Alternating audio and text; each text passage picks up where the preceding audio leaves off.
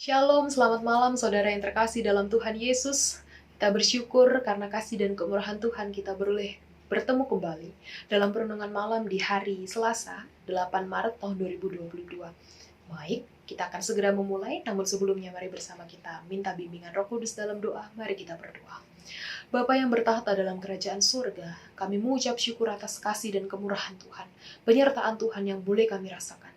Di malam hari ini, kami boleh dihantar Tuhan, kami boleh disertai sepanjang aktivitas kami, dan kami boleh datang di hadirat Tuhan untuk bersama merenungkan akan kebenaran firman Tuhan. Kami butuh Tuhan hadir dalam hati dan pikiran kami, sehingga kami dimengertikan, memahami, dan kami juga diberikan kekuatan untuk melakukan firman Tuhan dalam kehidupan kami sehari-hari.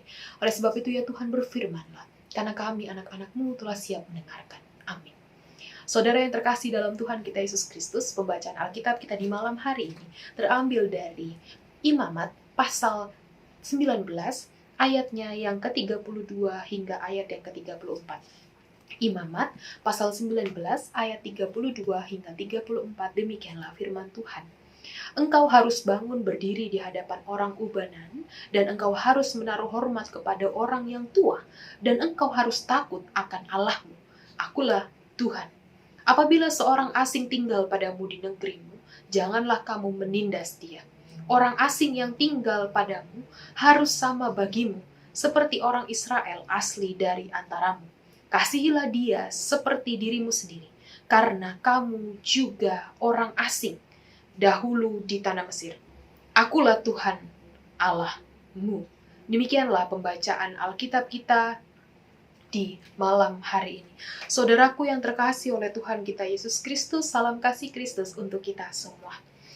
Seekor ayam yang baru keluar dari telur, ia mampu berjalan sendiri pada hari itu juga. Tidak lama kemudian anak ayam ini mampu mencari makan sendiri dan tidak bergantung pada induknya. Berbeda dengan halnya manusia, mana mungkin seorang bayi yang baru keluar dilahirkan oleh seorang ibu langsung dapat berjalan mencari susu. Seorang bayi mutlak bergantung kepada orang lain, terlebih lagi kepada orang tuanya. Begitu juga dengan akhir kehidupan manusia. Jika seekor ayam yang sudah tua, dia berjalan dan tetap bisa mencari makanan sendiri. Tidak ada ayam tua yang harus dipapah atau disuapi oleh anaknya. Namun kondisi ini berbeda dengan manusia. Bagaimana orang tua, khususnya merujuk pada orang lanjut usia, kondisinya sangatlah tergantung pada orang lain. Mereka perlu dibantu untuk menyeberangi jalan dan membawa barang belanjaan mereka. Apalagi jika kemudian hari mereka menjadi jompo, yaitu di mana keadaan tua renta dengan kemampuan fisik yang sangat terbatas. Ada orang jompo yang tidak bisa lagi turun dari ranjang, bahkan untuk makan dan minum pun ia harus dibantu. Nah, saudaraku yang dikasih oleh Tuhan, inilah realita yang terjadi dalam kehidupan manusia. Dengan demikian pembacaan perikop kita di malam hari ini, kembali lagi kita sebagai seorang anak, tidak hanya yang berusia muda seperti saya, tetapi juga semua yang memiliki orang tua. Kita diajak untuk menghormati mereka. Mengapa demikian? Dalam perjanjian lama saja sudah dituliskan dalam 10 titah yang dibawa Paulus, yaitu hormatilah ayahmu dan ibumu. Dalam Keluaran 20 ayat 12. Perintah ini bukan ditujukan kepada anak-anak yang masih kecil, tapi juga kepada anak-anak yang sudah dewasa. Sebab pada dasarnya dasar kita dialamatkan kepada orang dewasa. Jadi, ayah dan ibu di sini adalah ayah ibu yang konteksnya sudah berbeda. Nah, kata hormatilah Bapak Ibu Saudaraku dalam bahasa Ibrani yaitu kabet, yang memiliki arti dengan menilai berat seperti dalam timbangan, menilai tinggi seperti dalam harga. Artinya, mencukupkan kebutuhan para lansia.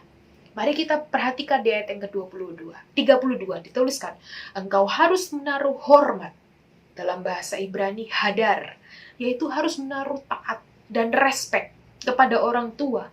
Dan engkau harus takut akan Tuhan Allahmu.